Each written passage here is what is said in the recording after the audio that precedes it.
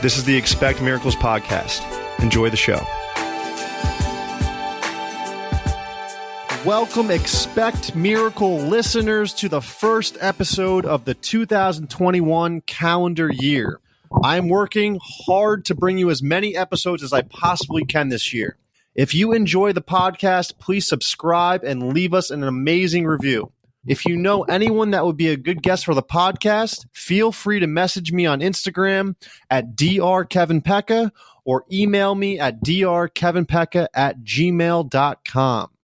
Today on the Expect Miracles podcast, we have an amazing guest, Meigan Canfield. Meigan is the host of the Conscious Collective podcast. She is also an amazing entrepreneur that has started 2 successful businesses of her own.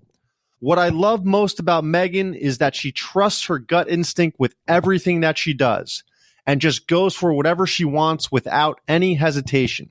This mentality has led her to adventures and places all over the world.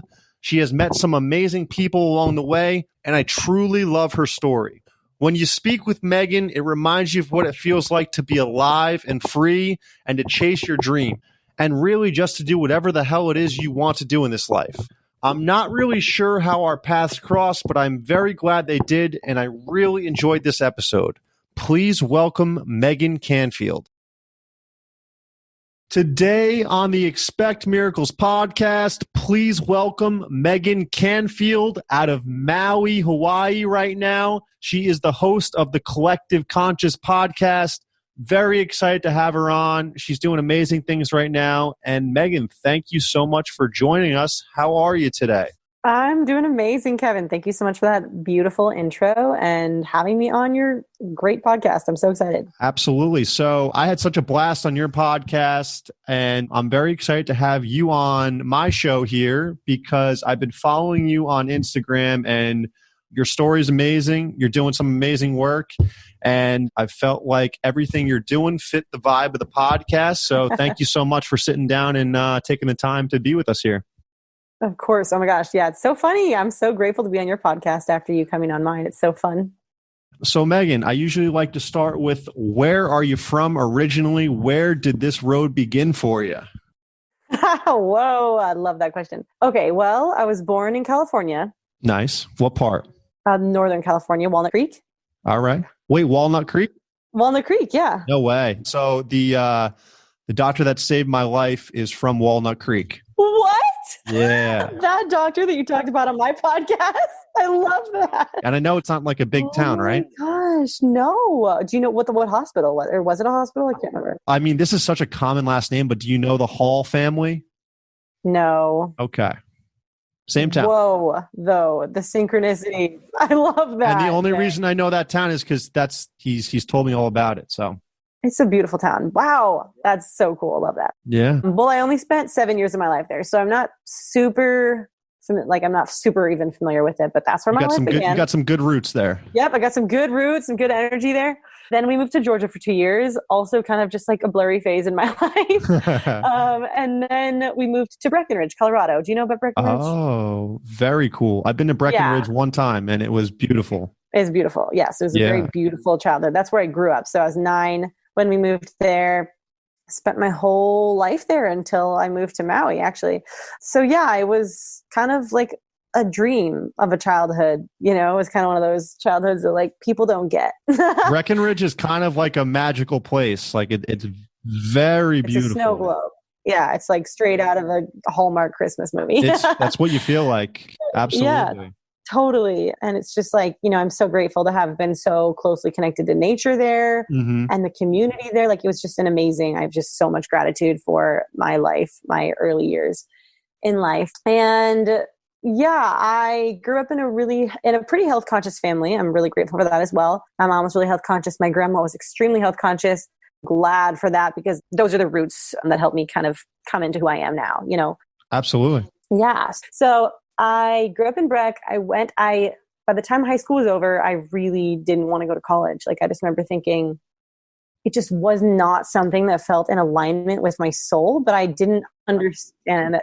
It was cool. A lot of people, I mean, especially nowadays, it's almost like it's not even an option. It's like you're going to college.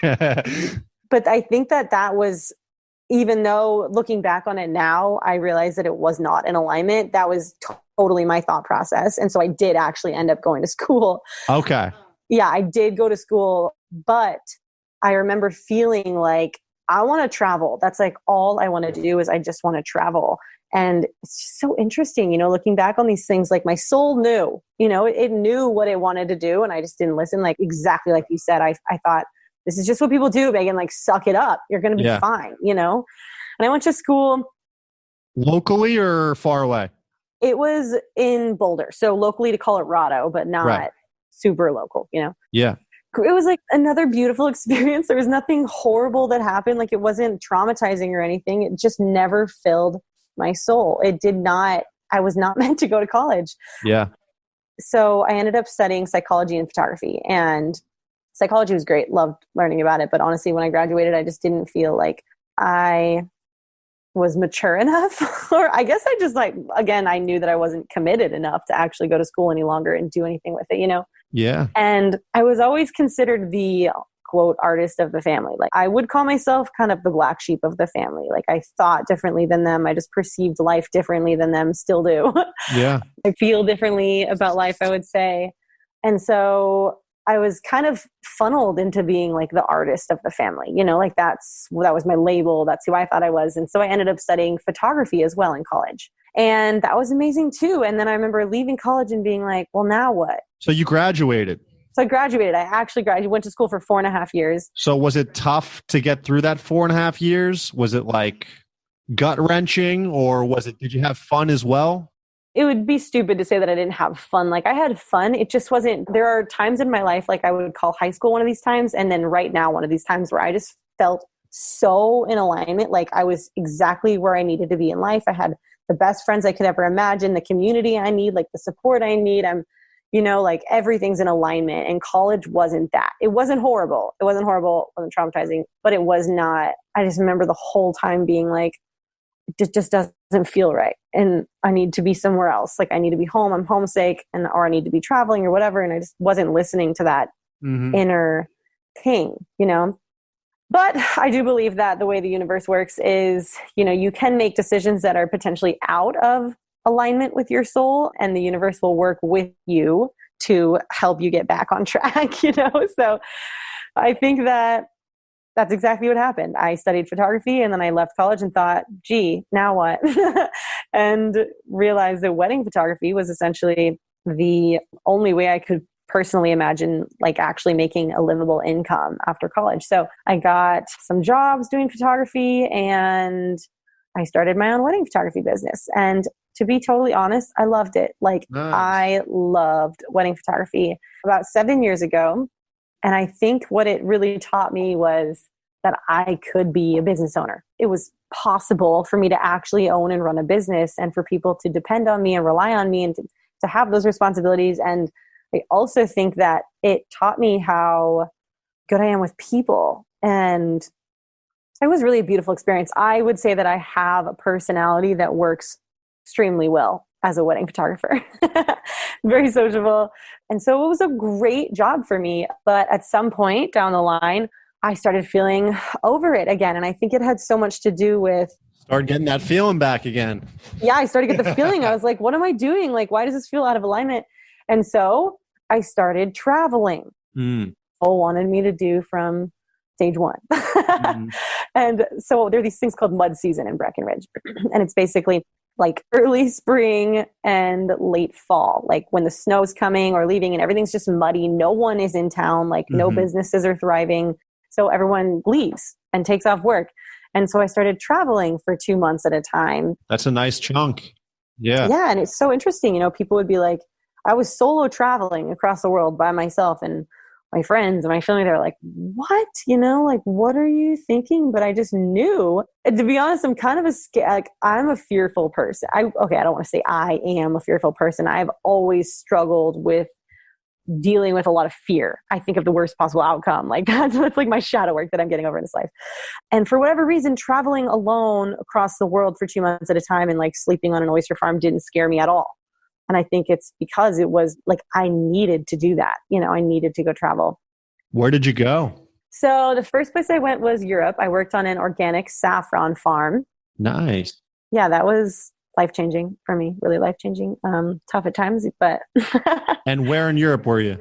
Italy. I worked in Italy. Yeah. And then my friend actually came and met me and we did a little bit of traveling after that. And then after that, I went to Malaysia. Ooh. Yeah, Malaysia. So interesting. I worked in Kuala Lumpur for like an environmental sustainability. And you went there solo. Solo, yeah. And it's so funny. Europe is one place to go solo because it's kind of similar to the States, but I mean, Malaysia, that's completely different side of the coin. You're right. I've never been. I don't know much about it. Really? Have you been to Asia? Never. Never. Wow. It's on the list. Yeah. I had a bunch of travel plans and it kind of got shut down recently, but right. Yeah. Freaking COVID, man. Yeah.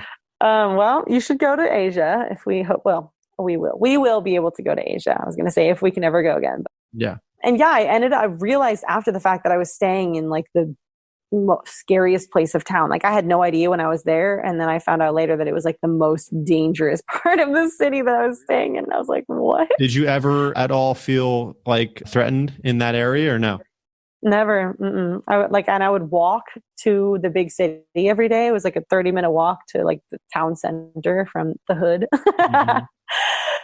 Anyway, and then after I worked in Kuala Lumpur, which is the capital, I went and worked on an oyster farm. I don't even remember where it was, but it's so funny. Like, I don't know what I was thinking. And I don't know how my parents were more scared for me, but like I was again traveling alone across this country and some guy was picking me up on a boat and taking me to actually an island. Wow. I know. I'm like laughing about it now. Essentially, to sum all of this up, I met my soul tribe traveling. Oh, and yeah. I learned so much about myself and so much about what I'm here to do on this planet. And it has everything to do with, I guess, gosh, how do I sum this up? Just like going back to our roots, sustainability, holistic wellness, spirituality. Like that was the foundation that I needed to lay to move forward in this new chapter in my life. Where did you meet them at? All over. I mean, it was pretty much just like the start of my traveling. Mm-hmm.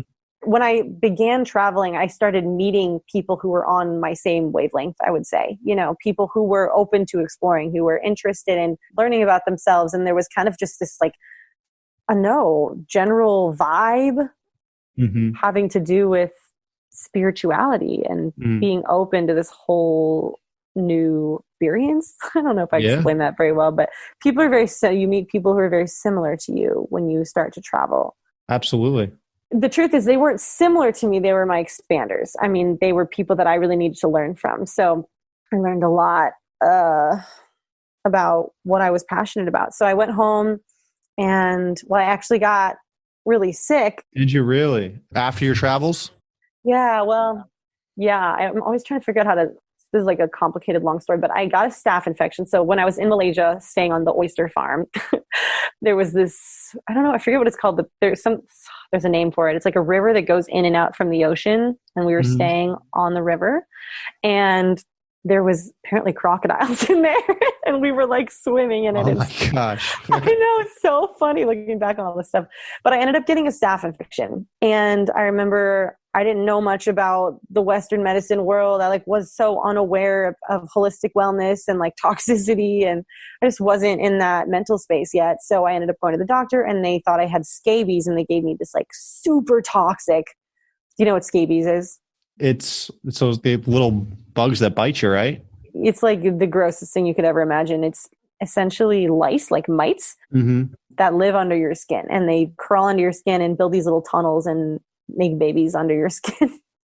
So they thought you had that. Yeah, so they thought I had that. So they gave me this lotion, super toxic. You rub it all over your body, you let it sit, you sleep with it, whatever. And I did that like 3 times. I'm sure it was like the most toxic thing I've ever done in my life. And then it didn't go away. And then they ended up giving me antibiotics because they thought it was a staph infection. And so I just took them. And then I went home, staph infection came back. And then I tore my ACL skiing. It turns out certain antibiotics, probably all of them, to be honest, can contribute to the loosening of ligaments. Wow. So I'm sure that was what happened. So yeah, then I tore my ACL. Then I had to get knee surgery. So I really needed to get rid of the staph infection. So I took more antibiotics. That didn't work. So then I was like, fuck, I need to figure this out. So then I jumped on the holistic train and I ended up taking colloidal silver, oil of oregano, and then apple cider vinegar, and it vanished. And then that was the moment for me where I was like, oh my God, like we have been doing this so backwards, you know? Yeah. And then I actually got my knee surgery because the staph infection was gone. And right after that, like the week after that, I lost, I think, 12 pounds. And that was the start of my wellness journey because I got super chronically ill. I had so many digestive issues. I became a chronic insomniac. I had acne for the first time in my life. And this was like, I mean, this lasted for like years, you know, I mean, well, like at least a year. The sleep thing is like still perpetuated, honestly. So yeah, that was traveling. All that to say, traveling really opened me up to all of my everything that's important to me now. And then I went vegan, and yeah, I just like dedicated my life to learning more about holistic wellness, essentially.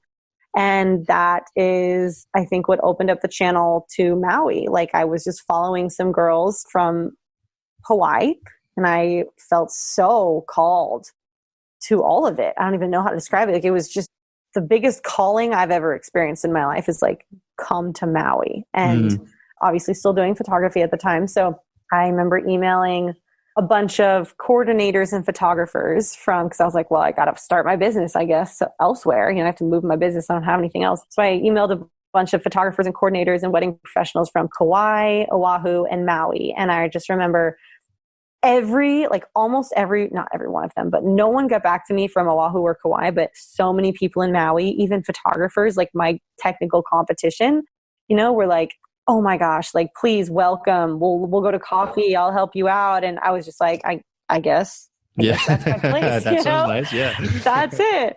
So yeah, I came to Maui and I started my photography business. And yeah, I feel like I just spent a really long time talking about my whole journey. How long have you been in Hawaii for? 2 years, just like a month ago. 2 years and 1 month, yeah. And Meigan, when did you find out about Kangen Water? When I got to Maui. Well, I guess it was before I got to Maui. I was following this girl named Amelia. She was kind of the one who started the whole thing. But it was when I got to Maui that I really started looking into it and feeling into it and thinking about it. And what has Kangen been able to do for you health-wise? I mean, business-wise, health-wise, everything like that. Gosh. Well, I think I was so health conscious when I was coming into it, pretty much eating only I was only eating whole plant-based foods at that point. So I was really healthy. And so I haven't had like some drastic health changes since drinking Kangen water. But I did notice recently that I have a lot less inflammation. I was looking at pictures and videos of myself talking when I actually was like fitter and like weighed the same, but my face was so puffy and my eyes were so puffy. And I realized that I was so inflamed, you know? And so health-wise, yeah, I think it's just kind of like supporting me at the lowest level, you know, like keeping that foundation strong. In every other, oh my gosh, it's just been so supportive in every other way. You know, obviously financial. Yeah. It's a killer job, but the community, I can't even begin with the community. Like the community is awesome. Oh my gosh. Just like when I was traveling and those were the people I needed to meet, like that's what this is to me. Like this is my soul family. These are my people. Yeah, Kangen is amazing for every reason you just listed. And it's pretty amazing how our body is, 70-75% water. And it's one of the last places people look to change their health. It's not even really talked about. And like all the water everyone is drinking now is either dead, filled with plastic. There's no antioxidants. There's no nutrients. It's just water that's been sitting in a plastic container in a warehouse for months or who knows how long. And that becomes your blood. That's like what people are filling their bodies with. And Kangen, it puts the antioxidants back in you. It's got the micro clustering that really gets inside your cells and detoxes you. the inflammation goes down. Obviously, it's alkaline water and it's decreasing the inflammation. And it's one of the best things I've ever done. And I'm not just saying that because I got introduced to Kangen.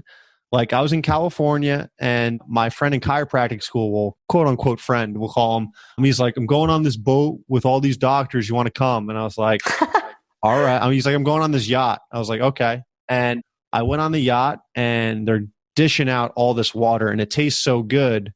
And they're doing the demonstration and everything. And everyone's like, mind is blown. The only part I didn't like about it was a little bit of it was staged. And they were pressing me like, you have to buy it now, blah, blah, blah. And I actually ended up buying it that day. Wow. Yeah. So like they were really good about that.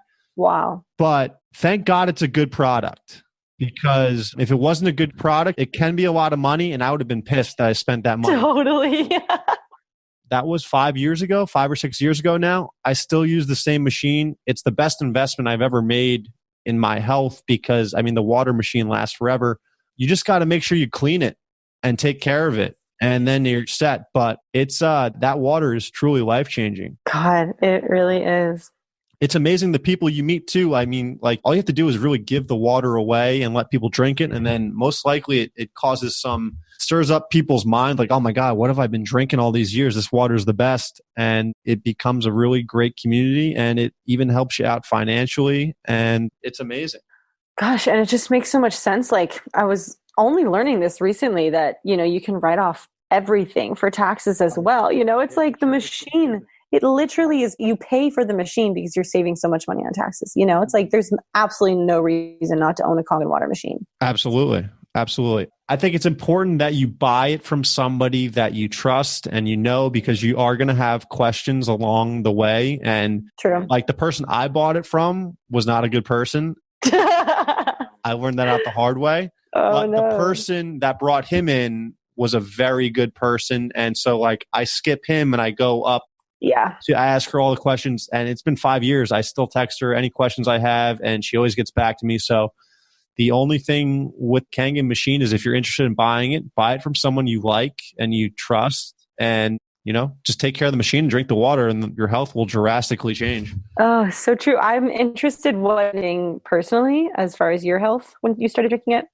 So with my health, my story with concussions and everything. Right. Yeah. So I was under upper cervical care for about 7 months at this point, and I was about 70% better. I was still kind of getting like a dull headache every day. Like if it was like at a 9 before, it was about at a 3. Like it was so much better, but it was just still kind of there. And my energy levels were a little bit down and I just didn't drink water. Like I drinking bottled water and like everyone, you can't really drink a lot of that. So I first drank the Kangen water. I think it was 9.5. I didn't like ease into it. And I actually got like a little sick. Like detox symptoms, like everything was just getting pulled out of me and got like a pounding headache the first night I drank it. And then like the next day or two, like it subsided, but it was like I kind of felt it happening. Like it was a good headache. I was like, all right, something's happening in my body right now. And it feels like things are just getting pulled out. It's like detoxing me, which they said might happen. And then like 2 or 3 days on the water, like that dull headache just kind of disappeared. And my energy levels were like through the roof. And like, I felt hydrated for like the first time in a very long time. Oh my gosh. It just, and you can kind of feel, like you feel like the inflammation go down in your body. It's pretty amazing. Wow. Yeah, that's totally it. It's just like your body can release that water weight because it doesn't need it anymore. And like excess fat as well, And then you go back to regular water and you're like, I can't drink this anymore. Like I need, like if you go away and you travel for like a week and you're away from your machine, it's like you sprint back to your machine just to get the water because it's not good. I know. I'm actually going home for 2 weeks for Christmas and I'm so thankful I live with my roommate who is also in the business. Mm-hmm. And so we're using her machine and I'm so glad. You guys are bringing it on the plane back?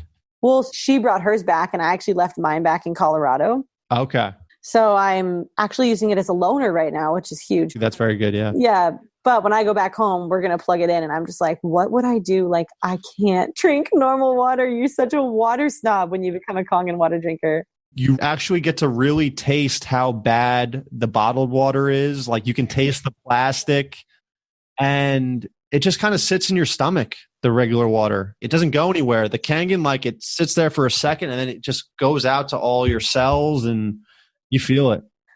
And there's something to be said about the fact that all other water is oxidizing. Like if you put an ORP meter in other water sources, it's all oxidizing. Like we should put as little as possible into our body that is oxidizing, you know? Yeah. Have you ever seen when they put the light bulb in the water? No. So electrically charged. There's so much electrolytes in it that in one of the demonstrations, they put like a wire in it to turn on the light bulb and it actually turns on. It's pretty amazing. What? Because it's like so electrically charged. Yeah. It's got a bunch of electrolytes, antioxidants in it. Send that to me if you find it. Yeah, absolutely. It's a great machine. It's really great for, I know a lot of people that use it for like rashes and skin stuff. They put the acidic water and the beauty water on their skin and it clears it right up. It's amazing. I've gargled with the acidic water when I've had sore throats and it took it right away. I've heard this so many times recently. Yeah. Like something's coming on. You find more about the machine like every couple months, like, oh my God, I had no idea it did this. It's so awesome. So yeah, I'm a big fan. Me too. So great. I feel like it's going to be real woo-woo and out there, but I do.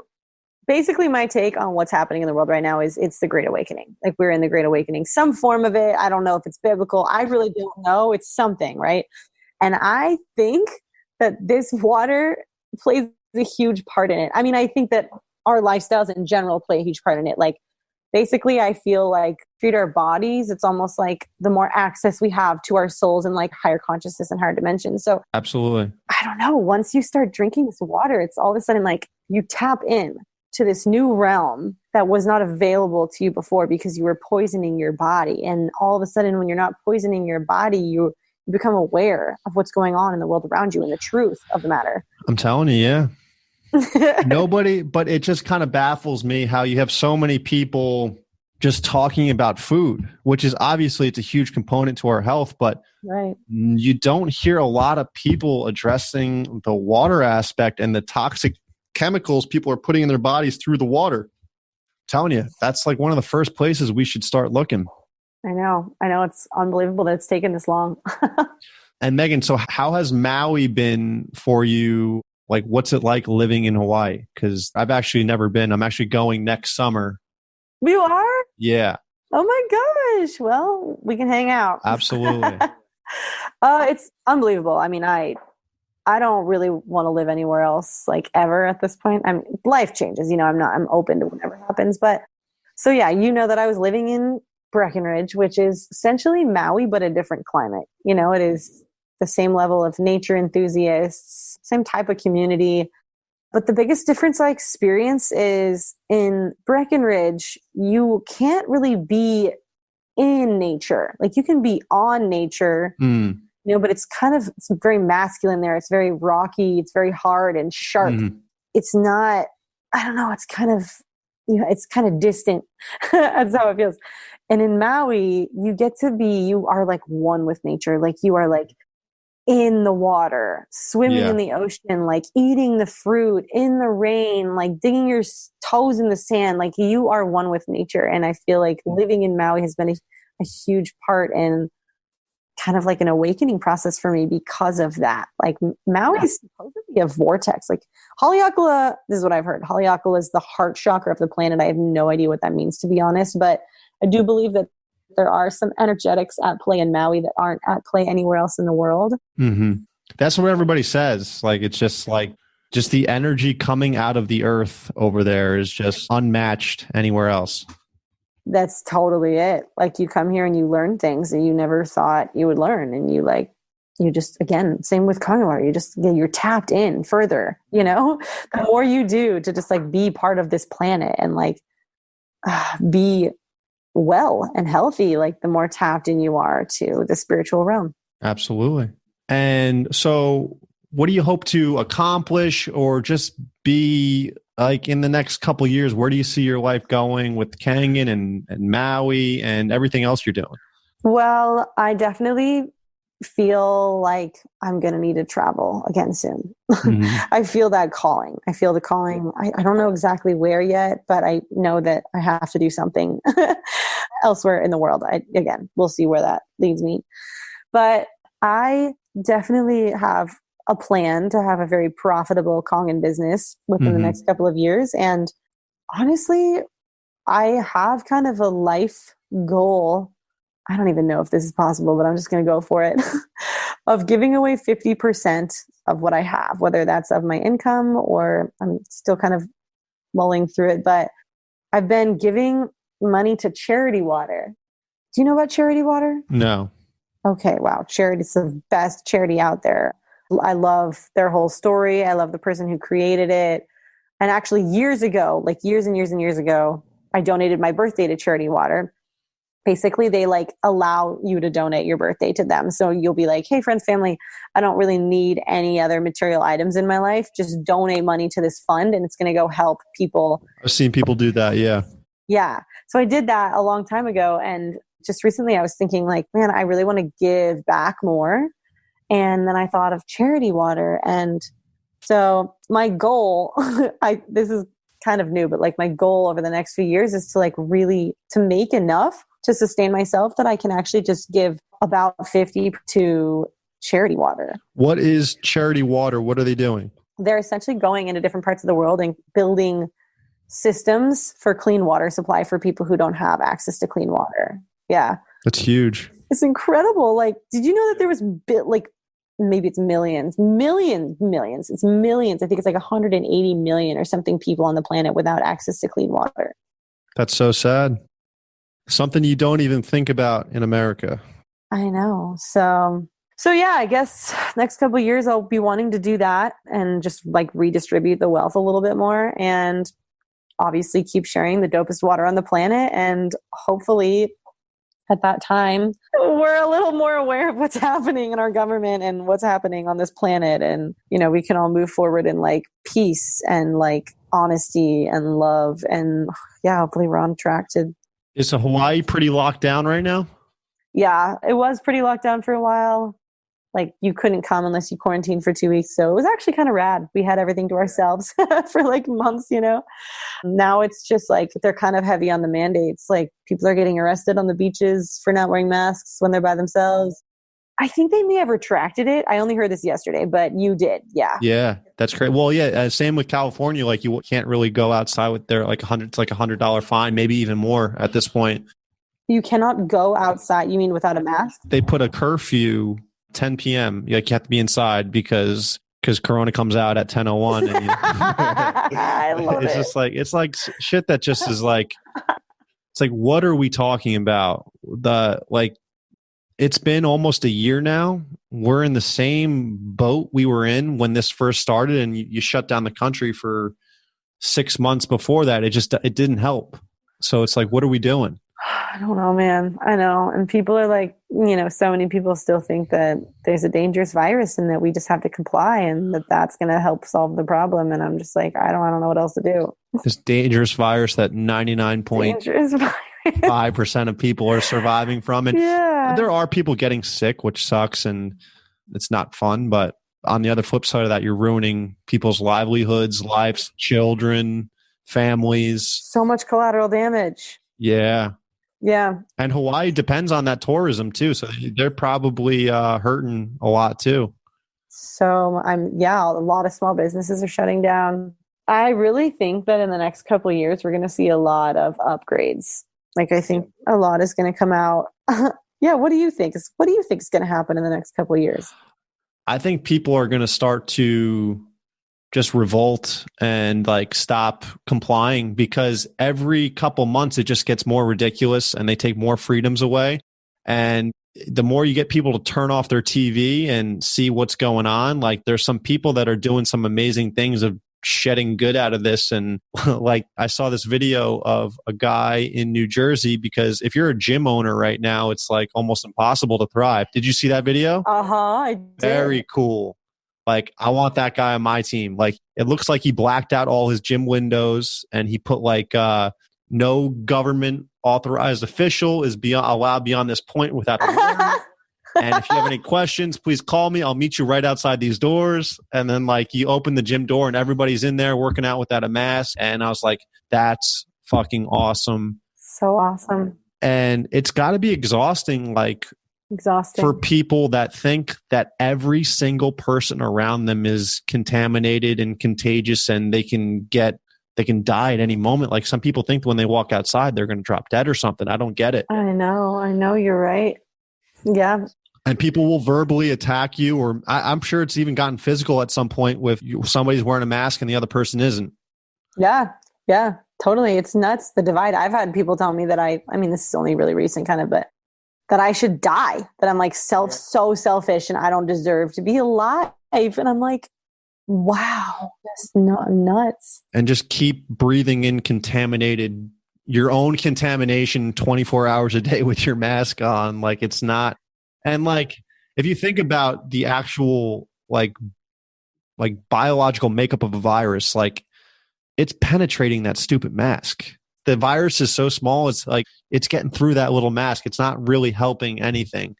So if you sit back and like think about the real scientific evidence of a virus and what's going on, it's just nothing's really adding up. And people are just like the quote unquote experts on CNN and the doctors are just kind of like backtracking. And if we just like stop and take a moment and realize what these people are saying, like if you say it out loud, it makes no sense.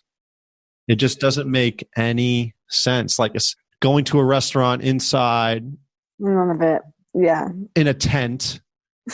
And you sit down and you're talking to the waiter without your mask on and they have their mask on. And then you put your mask back on to go to the bathroom and then you take it back off when you sit down. And then when you leave the restaurant, you're walking by people that don't have masks on. It's like, it's not making any sense and it's just got to stop. Mm-hmm. I know it does got to stop. I think more people, I've witnessed kind of a shift in energy over the last couple of weeks, honestly, where a lot of people who were kind of coming at me maybe a little bit before were kind of like still coming at me, but they'd end up by saying, also thanks for sharing, like, because it's kind of seeming weird now. And I'm like, you need that different perspective, whether you agree with it or not. It's like, it's got to open up. I don't know. Yep. So true. I don't get it either. I'm glad. It's like nice to have allies though. Honestly, it's really nice to have allies. And what's scary too is they're obviously trying to push the vaccine and like they're going to try to make it so we can't travel without it. I know, man. Yeah. Like, come on. Whether you're pro-vaccine or against the vaccine, that's taking away your freedom either way. It's weird being human on this planet right now. Like, it's so interesting because even the way we're talking about it right now is so human, it's so like, fuck this shit, like blah, blah, blah, vaccine. Oh, what are we going to do? And it's like, I keep having to remember to just zoom out. Like, this is all, you and I probably are souls in human suits who chose to be here during this time. Like, we were like contracted to come be here for the Great Awakening or whatever. And it's like, this is fun to our souls. Like, our souls wanted this. There have been some good times. Like, it's not all bad. If you think about it from like a good perspective, like, and it's not like, it's not nearly as bad as people are saying. Like, it actually can be fun. Like, I got a flight to Florida for like $40. Like, and there was nobody on the plane and just went to the beach, loved everything about it, came back, and there's somebody like in New Jersey that's afraid to leave their house. Like, if you open your eyes, and it can be a good time to be alive. There's a lot less people everywhere, and I'm sure you've seen that in Hawaii with like less tourism and everything. So there's definitely benefits and cleaner environment, cleaner planet because of the less carbon emissions. So there's some good things happening. Yep, you're so right. Oh man, good times. So we'll do another episode in about 6 months and we'll see where we're at. Yeah, seriously, we should. Oh my gosh, whoa. Scary, but also, yes, exciting. But on a lighter note, Meigan, where can people find you on social media if they want to see all the great stuff you're doing? Meigan Canfield is my Instagram name. MEiganCanfield. Yes, there is an I in my name.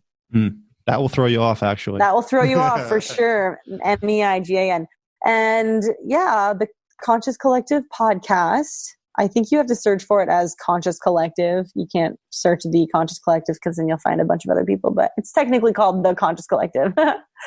And those are pretty much my places. I don't really do other social media. I don't even really have a website. I do have a website, but I don't really direct people there. So yeah, that's great. Yeah. And Meigan, at the end of every show, I like to ask all my guests, what is one piece of advice that has really resonated with you over the years that you would like to gift the audience? Could be absolutely anything.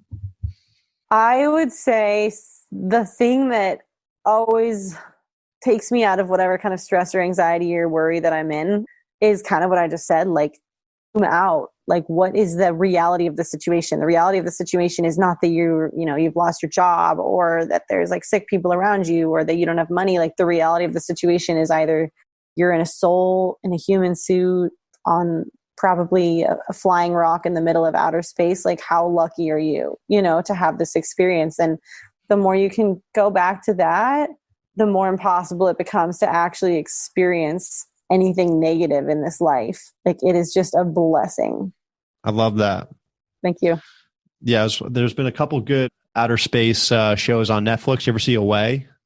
No, but I should watch it. I've been looking for one. And it's just crazy to think like people have actually seen the Earth from space and it's so small, and like that perspective, looking at it, it's like everything we do is so irrelevant, but which makes it amazing at the same time. Yeah. No matter what the circumstance is, like everything you do is irrelevant. So don't take it too seriously. Yeah. You're here to play. Yeah. Wow. I need to take that advice. Got to take your own advice there, Meigan. Come on. Meigan, thank you so much for coming on the podcast. Love having you and would love to do it again sometime next year. I would as well, Kevin. Thank you so much for inviting me on. And yeah, I'm so grateful to just know you and pick your brain and learn from each other, and all's going to be well. All right. Thank you so much. All right. Bye, Kevin. Thank you, everyone, for listening. If you enjoy the podcast, subscribe, give us 5 stars, and leave a review. It really helps boost the podcast and spread the good word. My chiropractic practice is located in West Orange, New Jersey, at Montclair Upper Cervical Chiropractic. You can also find us on Facebook at Montclair Upper Cervical Chiropractic. All of my information is on my website at drkevinpecca.com, drkevinpecca.com. You can subscribe to my YouTube channel at Dr. Kevin Pecca for podcast episodes, patient testimonials, and educational videos. I have daily affirmations and inspirational quotes on Instagram at Easel Affirmations, EASEL Affirmations. And if you have any questions, feel free to email me at drkevinpecca@gmail.com, drkevinpecca@gmail.com. Thank you, everyone, and have a great day. Cheers.